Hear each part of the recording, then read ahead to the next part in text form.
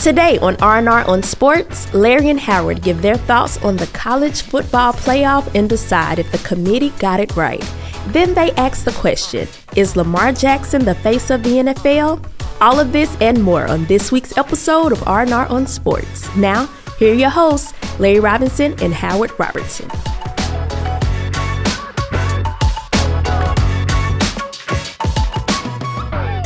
Hello and welcome to R&R on Sports. I'm Howard Robertson. And I'm the magnanimous one, Larry Robinson. That gum, you magnanimous now, magnanimous. Huh? I don't even know what the hell that means. Oh, yeah. I love it. I love it. You admit that. But it sounds good. I don't even know what that means. Good. You know, when I looked at myself in the mirror, but it gave me a look of magnanimity. I love it.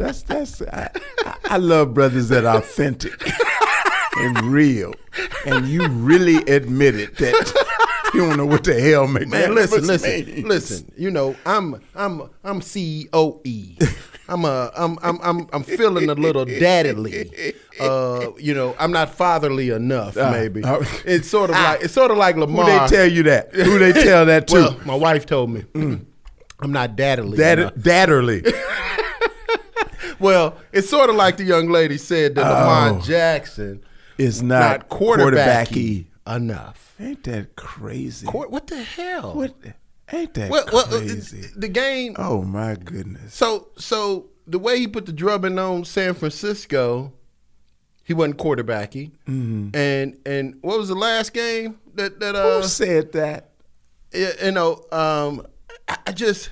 I'm sitting back, I'm looking at this guy who's improved every single year he's been in the league. Yep.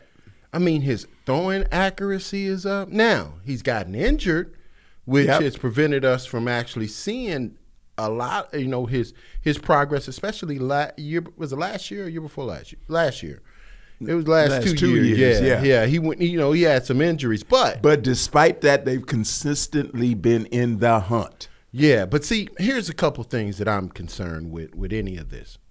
They really have a problem with this gentleman being so athletically gifted, the ability that he is learning. Because remember, I can go back to when they was talking about the Wonderlic test and all of that, because they did not want Lamar Jackson to get the kind of publicity and shine. Mm-hmm. But here this kid is about to be because he wasn't quarterbacky. Yeah, because he wasn't quarterbacky or he wasn't middle American enough. Hey, because wait a minute. Now you heading in a whole nother. Hey, no, he wasn't middle. He wasn't middle American enough. Yeah. Because I mean, you know, we know that he's not the most articulate brother in the world.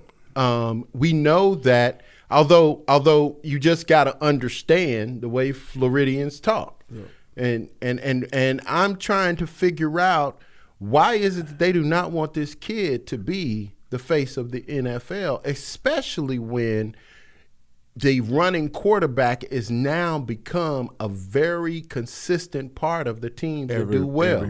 When you look at what Josh Allen, well, is Josh Allen not quarterbacky enough?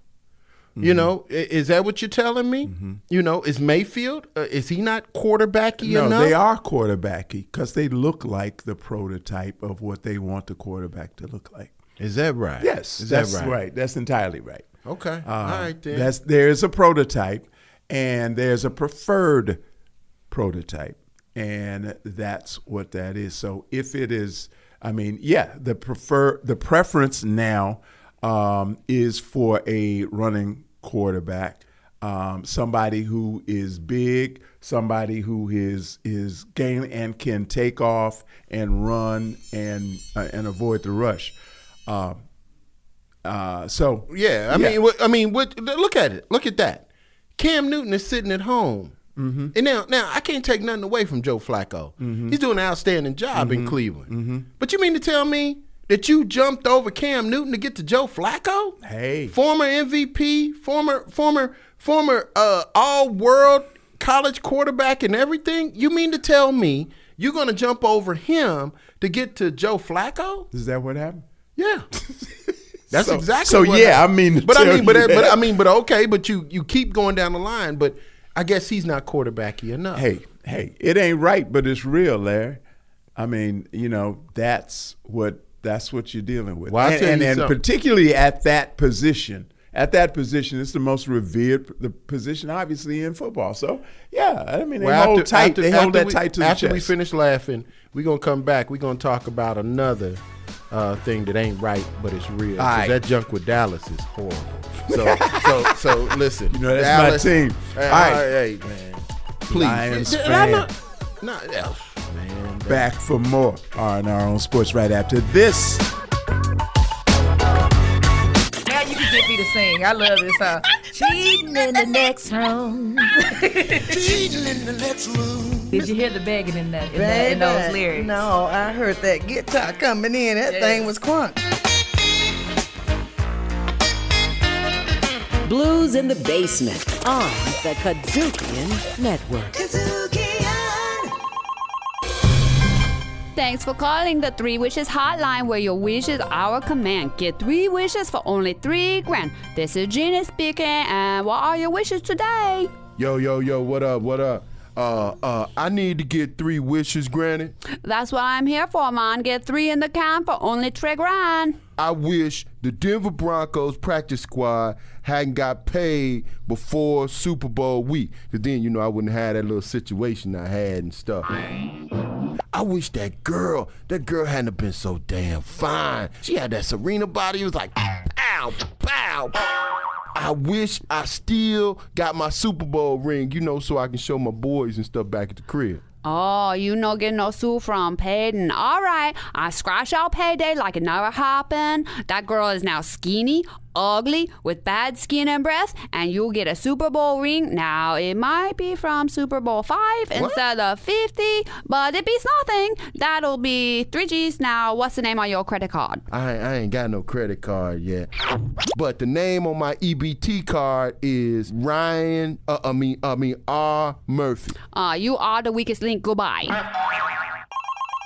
Thanks for calling the 3 Wishes hotline, where your wishes are command. Get 3 wishes for only $3,000. This is Jeannie speaking, and what are your wishes today? Shalom. I want my 3 wishes granted immediately. Well, all right, mister. Have no fears. Your wishes are granted when your payment clears. They better be. Number 1, I want the Cleveland Cavaliers. I wish they'd lose every game from now on. To the end of the season? Hell no. Forever. Number 2, I wish that little scraggly hair on LeBron's head to fall out all over the floor. Even the implants.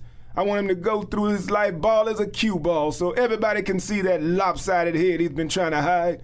And number 3, I wish all the players and everybody in the Cavs front office would immediately experience severe male member shrinkage. Oh, my severe? Damn right. Oh, we talking small? Tiny. Like Pee-wee jockstrap? Nah, like a Band-Aid. All right, the Cavs is going 0 and forever. LeBron hair is out. Shrinkage is underway. That'll be 3Gs. Now, what's the name on your credit card? It's D. Blatt. Okay, Mr. B. Fat. I said D. Blatt. D-B-L-A-T-T, you dumb. Oh, all right, Mr. Blatt. I'm so sorry. Your payment has been processed. Wishes have been granted. And now I need you to do me one more thing. What is it? Unzip your pants and have a squint. But let me tell you this little hint. The next time you try to please her, you're going to need a magnifying glass and some tweezers. Oh, God, where did it go? Who's the bitch now, Blatt?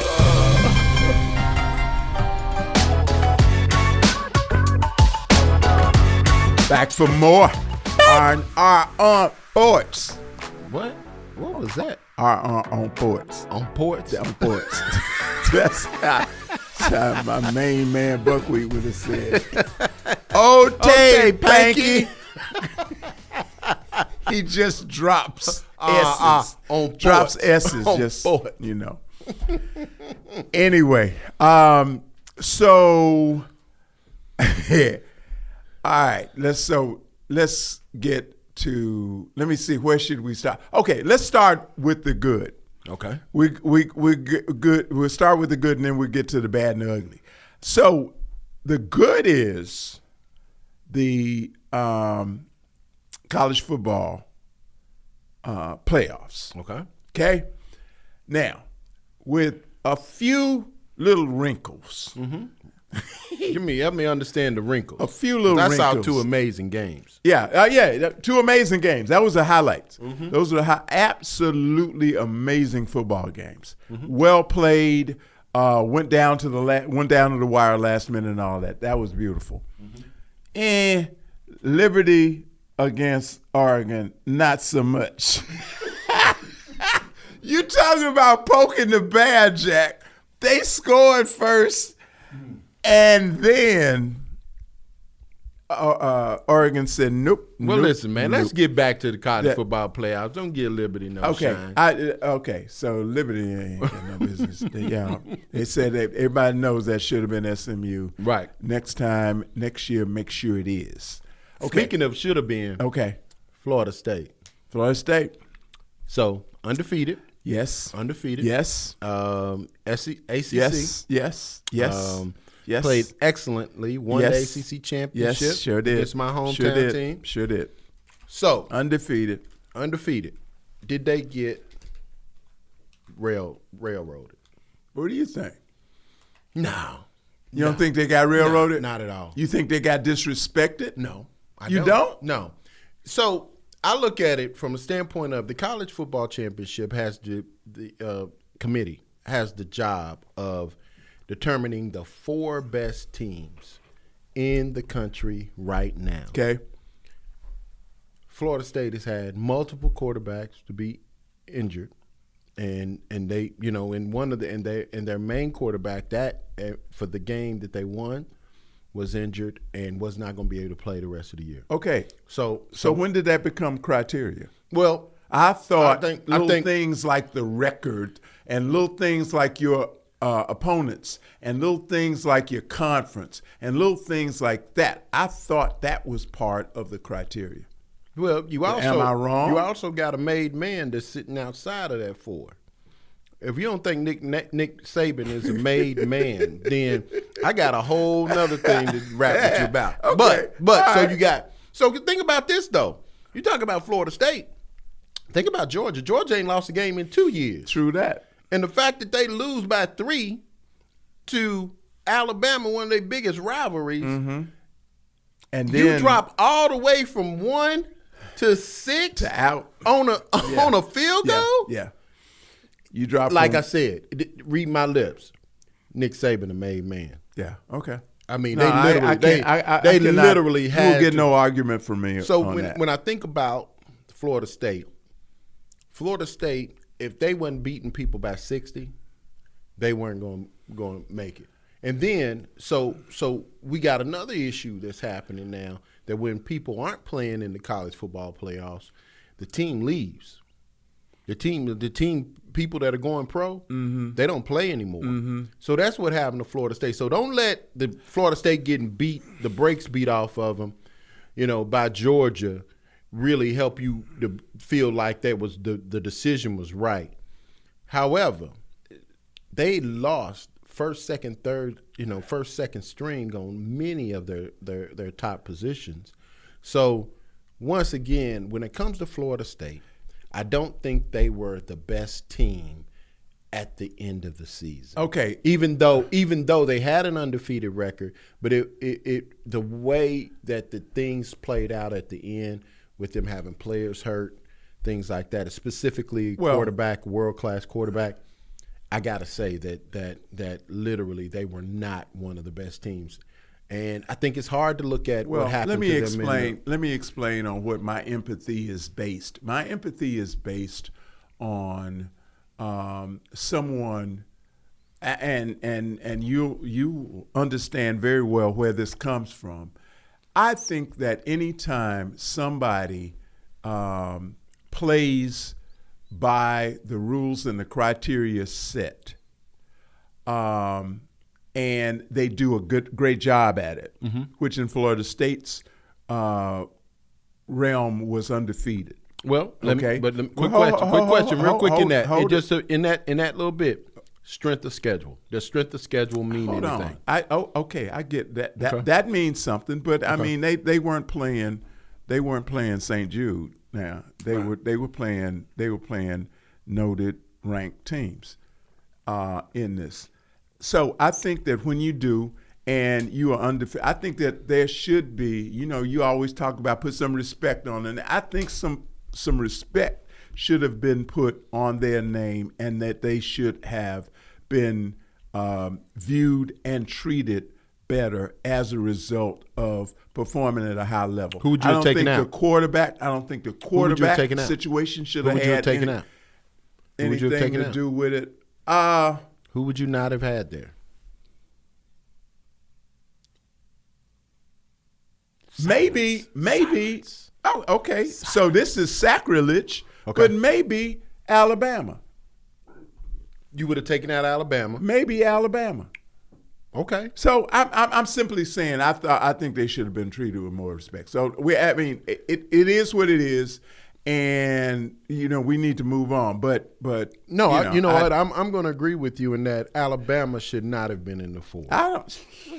Georgia should have been 3, 4, somewhere. Right. But Georgia should not have dropped from number 1 and not lost the game in 2 years. I agree with that. To 6. I agree with that. And if that's the case, I agree with that. But the case, and I agree the argument would be that the Don would make is that we beat Georgia the last game of the year, and that's the best team in the country, so therefore we should have been in 4. And you came in saying Nick Saban was a made man. So I ain't got no discussion. So look, in the last time, talk to me about the game that I missed.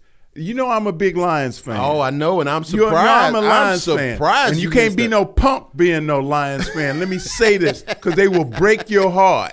They will break your heart. And they broke mine. I was at a function with my wife, and I'm looking at my phone, and I'm going, oh, my God, they got, a chance.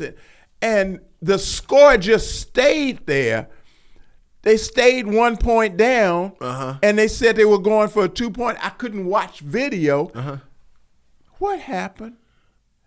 Quickly tell me what happened. I'm going to quickly tell you. Roger Goodell made a call.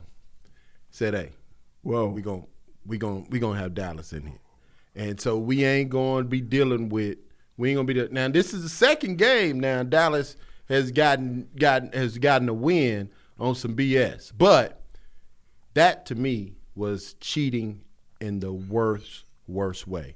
You don't think it was home cooking? You don't think it was home cooking? It wasn't Jerry. It wasn't Jerry stirring up some stuff. Well, once again, the NFL, the referees are property of the NFL, not the team. The referees move independently, like the NBA officials. Yeah, but Jerry gets what he wants. Well, that's once again, somebody made a call, and said, you know what, this is how this is going to go down. Because how that ref said that 68 did not come up to them when they told him before the game they was going to do it.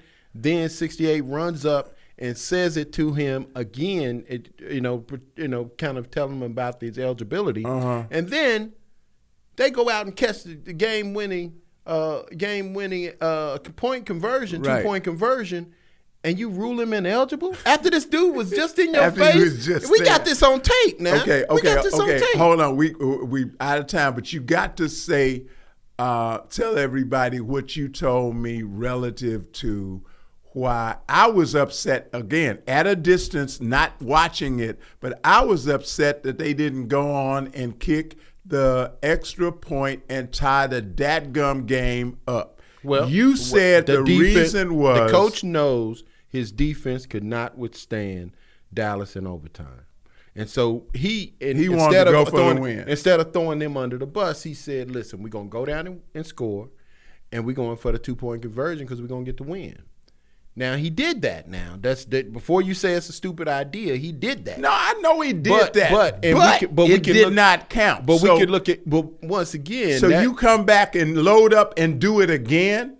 Yeah, because once again, you can't. That doesn't change. You don't take the gimme. You don't take the gimme from the situation. That don't change the situation with your D. That didn't change the situation. You didn't want to go defense. Another further with them and Dallas. No, your D in Dallas. No, your D in Dallas wasn't good enough. So I think that basically the NFL is trying. His D was like my daddy told me about a D I made in the 7th grade. It stands. I got a D and a U, and my dad said, "You realize those are the first 2 letters to the word dumb." Well, listen, I believe that Jimmy Johnson has basically done a color purple on Dallas and said, "Till you do right by me, everything you." And so they put him in the ring of honor. Whoa. They put Jimmy Johnson in the ring. So I'm wondering. Get the I'm wondering if he's. You got to get the finger when you say that like a claw. I'm wondering if he's removed the spell. But once again, the NFL is really trying hard to get Dallas to a championship. But lo and behold, if Dallas makes the Super Bowl, I will probably kill me a few Dallas fans because they're gonna be as obnoxious as they could possibly be. Can you imagine a Dallas Cowboy in the championship in the Super Bowl? How much smack we gonna hear from every Dallas fan? Lord have mercy. They already obnoxious and they ain't won in 20 years. That's gonna come up. Okay. All right. Got a great interview coming up for you as per usual. Stay with us right here. More R&R on Sports after this. Human Speed with Kirk Whalum. Avery Sunshine, I am just overjoyed to spend some time with you. Listen, what you know about pot liquor? You from Memphis, so you know. My favorite part of all of that, I'm like, don't throw that away. Human Speed with Kirk Whalum. Welcome back to R&R on Sports. And yeah, that's your contribution. Every show. I hope our guest is flattered. One I hope he is flattered because that's your contribution. That's all you can do. You turn his mic off, Jeremy. That's all he's going to contribute. We are thrilled to have the best guests on in sports radio, including and particularly this young man, former NBA great brother, Craig Hodges. Welcome to R&R on Sports. Brother, first of all, I just want to appreciate you and appreciate y'all for the invite and, thank the creator for giving us an opportunity to chop it up and, put some information out there, man. Absolutely. We're glad to have you. We're glad to have you. One of the greatest, I will say this, one of the greatest shooters of all times in the NBA. Yes, sir. So Craig, give us a little Cliff Notes for those that don't know your backstory. If you can give us a little Cliff Notes, where you're from, where you're raised, and where you play ball, and so on and so forth. Right. I was born and raised in Chicago Heights, Illinois. My family moved to Park Forest my sophomore year in high school. So a lot of people know me from Rich East as far as, I played at Rich East. I was all stated there with, the class that we were in with Mark Aguirre, Teddy Grubbs, Isaiah, Glenn Rivers. I tell people that 1978 All-State team, I would almost compare it to, or competed with any team that's ever played across the country as far as, the people that came out of that class. And then I was blessed with Tex Winter, who was recruiting me for Northwestern. He got the job at Long Beach State spring of my senior year. And he took me to California with him, and Long Beach was a 4-year proving ground, man. And I was able to get my feet wet in social activism, and as far as learning under some of the best minds in America in the Black Studies department, and having a great balance of the student athletic experience at Long Beach, and it gave me an opportunity, to hone my skills under probably one of the greatest mentors in basketball. We talk about what Tex was able to do after college with coupling up with Phil Jackson, and to be blessed to come back home after 6 years in the NBA. I got drafted by the Clippers in 1982. I was the 48th player picked, and it was a blessing, man, to be able to come home after playing in Milwaukee and getting playoff experience, and then coming home to Chicago, not as a rookie, not as a second or third year player, but as a playoff season veteran, and to be able to be part of the first championship in Chicago. I tell people you can't get 6 without getting that first one. So for me, that first one was probably probably the most special of them all, man. Being that you're a hometown guy, I imagine that was a huge thing for the Hodges family. Oh man, it was, and it's one of those things where when I was growing up, my granddad gave me, Lord bless his soul, he gave me a catcher. He gave me all the equipment to be a catcher when I was 6 years, on my 6th birthday. And he told me the quickest way to the big show or to be a professional was to be a catcher at that time, because that's the way racism was at that point in our history. So that was the ticket as far as getting me in a mindset as a 6-year-old that I was going to be a professional. Now, my uncle at the time, his son Bruce Hodges Jr. was one of the top basketball players in the country in junior college. So I was getting baseball and basketball, steady diet along with the educators in my family. So it was a student athleticism type thing from birth for me. So when I had a chance to go to school, it wasn't anything as far as a panic situation, because it was something that I felt like I had been groomed for. Now it's just a matter of being disciplined about it. This is On Our Own Sports, and we're speaking with NBA great Craig Hodges. Craig, you played under Tex Winter at what was it, San Diego State? Long Beach State. I'm sorry. Hey man, don't get it twisted. But the cool part about that Freudian slip is that my high school coach was Steve Fisher. Right. Oh, wow. So he coached the Fab Five, and then he left Michigan and went to San Diego State. Right. He coached Kawhi Leonard. Right. Wow. Yeah. So being that you were with Tex Winter, was Tex teaching the triangle offense at that point? Brother, that's all he knows. And to this day, it's a blessing for me. The first day of practice at Long Beach State in 1982, he told us, forget everything you know about basketball. And wow. Because believe this, anything that you know about basketball, I've forgotten that much. Yeah. So it was a situation where he put, for me, and he recruited 4 of us from Chicago. It was Tony Cunningham from Providence St. Mel, Phil Gary from Thornton High School, and Crawford Richmond from Evanston. So it was 4 of us. When he recruited all 4 of us, he said, if you stay with me for 4 years, I'll have you in somebody's training camp. And for me, that was enough. And I bet.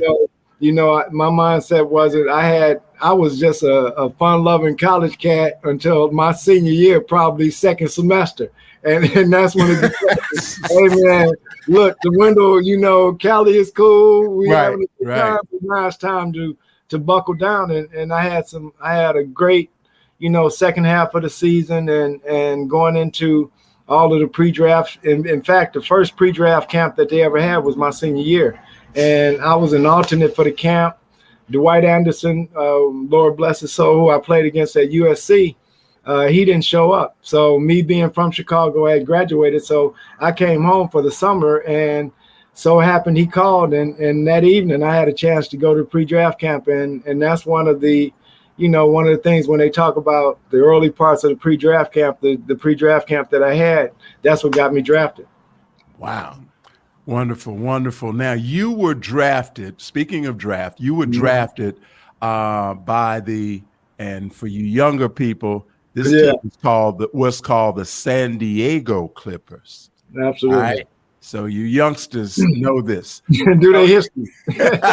Know your history. So you were drafted, so you played for San Diego Clippers. During your career, the Milwaukee Bucks, Phoenix Suns, and the Bulls. And the Chicago Bulls. Talk about what that was like. What was what highlights most outstanding memories that you have from a very illustrious career in the NBA? Once again, you start with draft night. At that point in time, it was 10 rounds to the draft. It was one of the first times that ESPN was doing the draft, and it was only the first 2 rounds. Right. So, first 2 rounds, my family is on pins and needles. I'm outside dribbling my baskall. I done been to nervous energy. Man, I done been to pre-draft camp. I did what I know I put my name out there just by what happened at the pre-draft camp. So it was one of those things where my family was in there. You had a lightweight party going on in anticipation of good something happening for you. So the first 2 rounds went by and I wasn't picked. And you could hear almost a pin. You could almost hear a pin hit the balloon and all the air come out of the crib. Mm-hmm.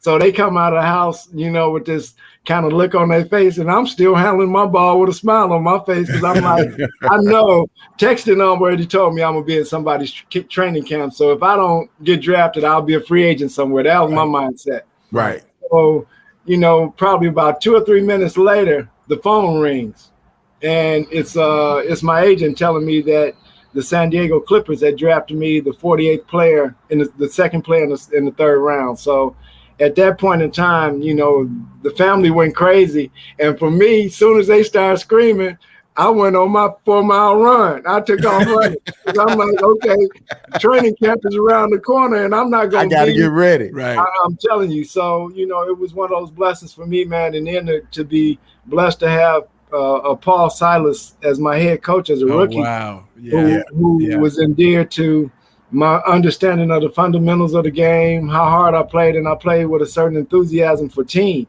And so I got, and also I was blessed to come with one of my homeboys, Terry Cummins. So right. So it was a certain amount of comfort that I had, So for me, it was a blessing. Quick question, real quick, before we go to the segment. I know you're an elite shooter. How many threes have you hit in a row at one time? Well, I've done on memory, man. I was at this place and they were playing pickup, and while they were choosing teams or whatever, I started shooting threes, and my son was passing to me.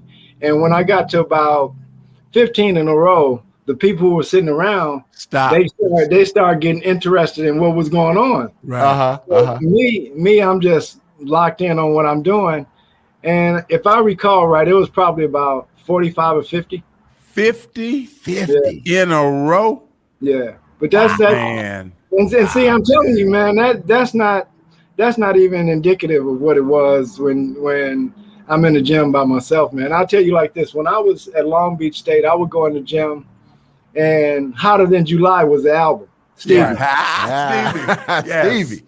I would go in the gym and I wouldn't miss the whole album. Right. Oh, really? Whoa. The whole album? What? I wouldn't miss the whole album. You wasn't taking no extended breaks, were you?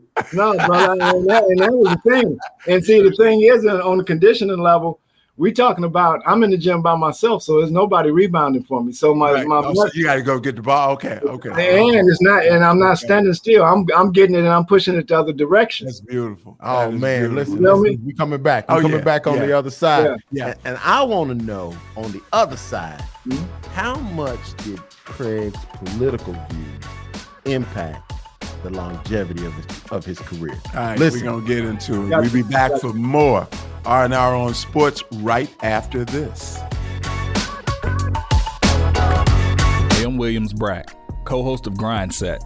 The insight you gain from us and our guests will motivate you to take the leap into entrepreneurship. So stay with us. What's your grind set? And if you happen to miss some of our episodes, make sure to check us out on Spotify, Apple Podcasts, TuneIn, Stitcher, or your favorite podcast provider. Grind Set on the Kadzukian Network.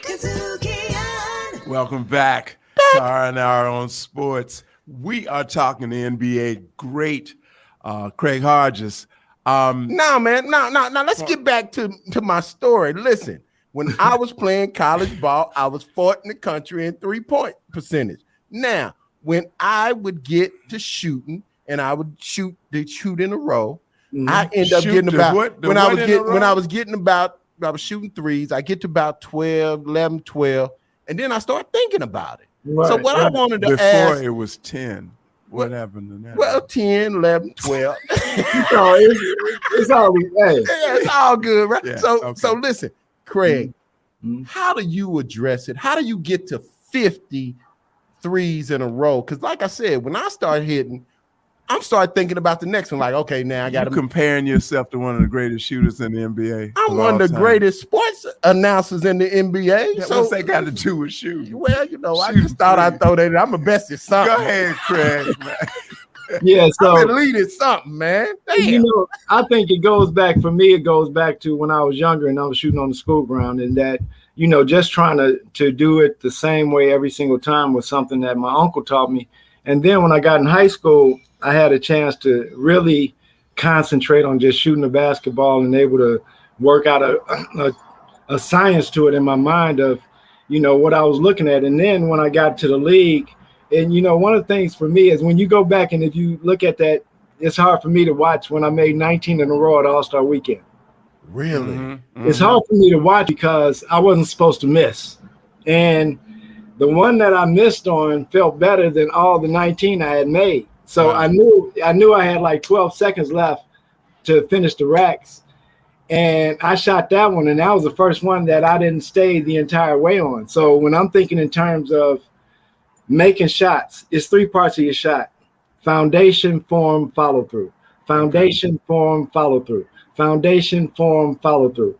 And if you watch a game tonight and you watch a basketball player catch a ball and shoot it, you'll see that rhythm is in there, whether it be catch and shoot on a rhythm catch off a 2-foot jump stop, or whether it's a 1-count stride stop where you're walking in off a dribble and pulling up. Is it just muscle memory? Is it muscle memory? And I, muscle memory is cool to say, but you still have to be present in that moment. So it's a moment to moment to moment to moment to moment to moment, with always the realization that it's a chance that I may not be sharp enough in my foundation. I can clean it up in my form, but my follow through has to be consistent. So if you look at a Kobe Bryant, you look at how MJ played, that when the game was tough, you would see them hold that follow through until the very end, even to the point where the ball would be almost to the floor, and then they would recoil and go into their defensive mindset or whatever. Same thing with Steph, and I saw I think the big guy from Dallas did it the other night when he shot it near the end of the quarter or something. He shot one from beyond the hash mark, and he held it until he knew that his shot was finished. And I think a lot of times when you're shooting, a lot of people when they're shooting the ball, they're not actually finishing with their shot. They're actually thinking about the result of it. And for me, it was always the result was going to be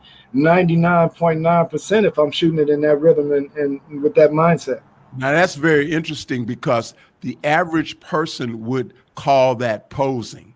The average person would not think about that as being a fundamental part of somebody's shot, but would think that if they're sitting there holding it like that, they're just posing for the cameras. Yeah, that you're flossing a little bit.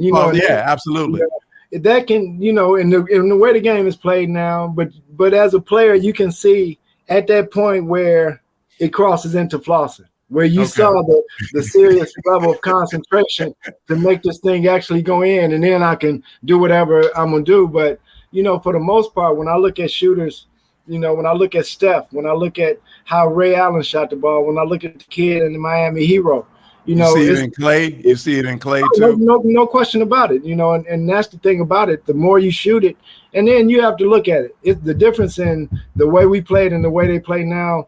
I shot probably the number of shots that Steph Curry shoot tonight. It took me a week and a half to shoot in the league. Yeah, that's what I want. Wow. That's what I wanted to ask you. Are you envious of these young guys because they're shooting 15, 20, 30 shots from 3-pointers in the game? You never had that opportunity. And I feel blessed to play when we play. We played in the golden era of the game. So all of this 3-point shooting is off the work that Larry Bird, myself, and Ray Allen did, as far as bringing it into a consciousness to where now that consciousness become analytics. You feel me? That the analytics part of the game is now 3 counts more than 2s. If they'd have thought about that 30 years ago, who knows where you still might be playing. And then I say not even myself, but Mahmoud Abdul-Rauf. Yeah, right. You know what I'm saying? So we're talking about somebody that could drop it from deep and consistently. So, for me, it's a blessing to play in the 80s when I played. And I feel like, to some degree, these guys should be envious of not being able to play during that time because of the physicality of nothing else. Right. So allow me to educate those young among us or who might not remember. But like Craig, you with dementia. Like you with dementia. Go ahead. Go ahead. Are you doing stand-up now? Craig Hodges I got many appeared in the first 8 NBA All-Star three-point contests from 1986 through 1993, and he won the contest 3 times from 1990 through 1992. 90, 91, and 92. Back to back. 3-peat up in that mug. There you go. Reached the final round on 2 other occasions. In 86, you lost to a guy named Larry Bird. And in 89, you lost to a guy named Dale Ellis. Yes. So do you still hold the three-point contest record for most consecutive three-pointers? Does that record still stand? Yeah, and that one's going to be hard to beat, man, and even to the point where the whole contest has changed. Right. You know, right. I think you might have 10 money balls where we had 5 or something like that. So to me, once again, it's acknowledgement when you have to change the contest in order to try to, and it's so funny. We were talking about earlier about the political part of it. Even the political part of not wanting to acknowledge the work that I did, even if nothing but that contest, when you talk about no one competed in 8 contests straight, no one did that. I think that's the measure is that, in order to do that, you have to have a certain percentage in the first half of the season. So when we talk about a consistent shooter from that distance, I was proven to be that. And likewise, when I think in terms of that, Larry Bird made 11 in a row, and that was like, woo-wee. And the day that I made 19, once again, I tell people, when you take yourself on a training level to a certain place, it is possible that during whatever it is that it needs to be performed on a certain day, you have to train yourself into that mindset. So that night when I hit 19 in a row, brothers, it was like me shooting in the gym until I missed. Once the ball came out of the basket, I realized that it was 20,000 people watching.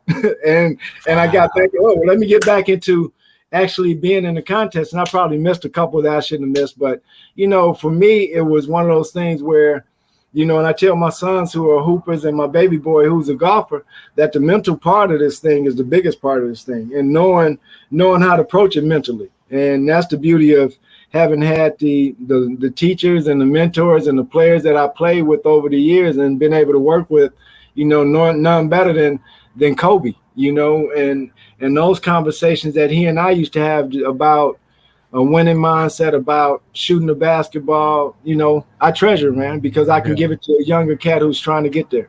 Beautiful. This is Iron Iron Sports, and we're speaking with NBA Chicago Bull great Craig Hodges. Craig, let's switch it up a little bit. Yes, You're known for your political views. Mm-hmm. In fact, I remember when you went to the White House after y'all won the championship and you wore a dashiki. Mm-hmm. I was totally a fan at that point. I appreciate it. Tell me, what was it like and what was the mindset like? And then what was the aftermath of the blowback of you going to the White House in a dashiki? The biggest thing for me was I had worn when Detroit beat us in Detroit, and we all cried like babies. Yeah. My mindset, walking out of the locker room, I said to myself laughingly, we need ancestral help.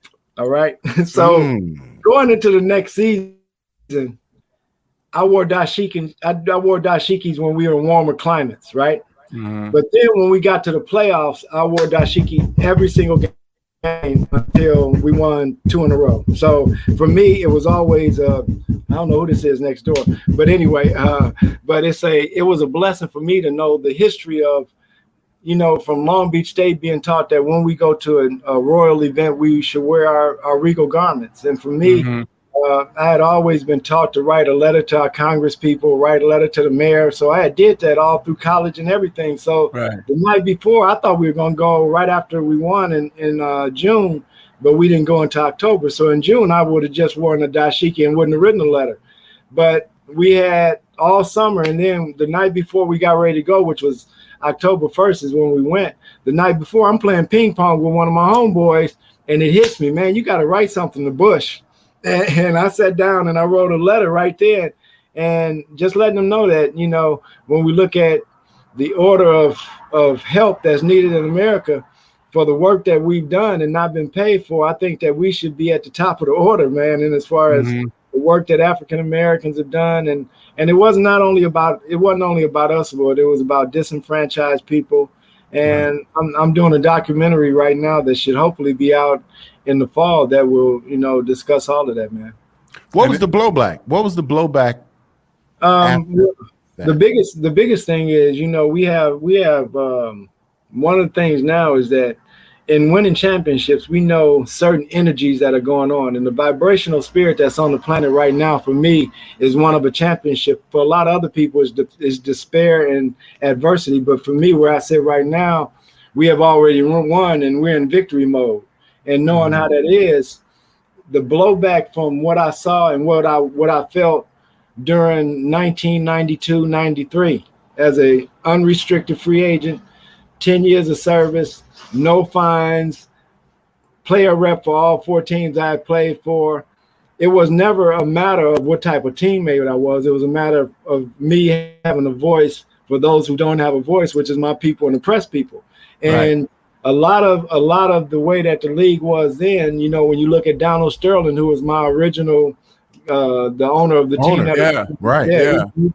So you look at what happened with him and open racism and him being able to get bailed out with a $2 billion parachute for racism lets us know the spectrum of this thing. So for me, knowing that I had, you know, John Carlos is one of the mainstays in my documentary, and having a chance to, he was a mentor of mine from afar when I was a little boy, and having a chance to actually sit and talk to him and learn the lesson of, you know, in 1991 and 96, when myself and Mahmoud were standing up on our positions, there was no type of movement going on.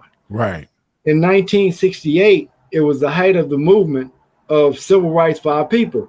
Right. You look at Colin Kaepernick. Colin Kaepernick was part of the Black Lives Matter movement that was going on during that period of time. So being caught up into a movement has a lot of sway in as far as how you're accepted and how you receive. But in hindsight, it was nothing, you know, when I look at the cultural imperative for me growing up the way I grew up, being under the household that I was under, it wasn't even a thought process when we look at knowing that the ramifications of it was thought about after. For me, I don't think anyone who does any move like that, whether it be John, whether it be Malcolm or Martin, knew that was going to be the day for whatever. So it's one of those things that you have this passion for what it is. You have a opportunity, and like I tell Barack, you wouldn't have got to the White House if I didn't get to wear my dashiki and drop the letter. Ain't nobody, you know, like Steve Kerr when he hit the MJ after the jumper after MJ hit him. Hey, that's my story. I'm sticking to it. That was the play that I was doing. That's my story. I'm sticking to it. I love it. Had always been a fan of your consciousness and whatnot, and a bigger one now. Thank you for being here with us. We're going to have you back. Yeah, we got to bring you back because we want to talk about current affairs. We want to talk about some stuff now. So absolutely. You promised to come back. Yeah, brother, y'all got my info, man. And once again, I want to definitely come back when and do some of the stuff with the documentary with you brothers. Absolutely. Get the door. Thanks for being with us here on R&R on Sports. We'll be back. We'll be back right after this. Riffin' on jazz. So all the artists today must be ladies. Must be. Oh, my favorite. You got a problem? No, that's my favorite. See, I knew. Riffin' on jazz on the Kazukian Network. Kazukian. So here we go as we go toward the dough. I'm the catch. Just I want you to know that in all your salutations, goodbye, all of that, just know that in this relationship here, I'm the catch. Me and Jonathan Owens. Negro, please.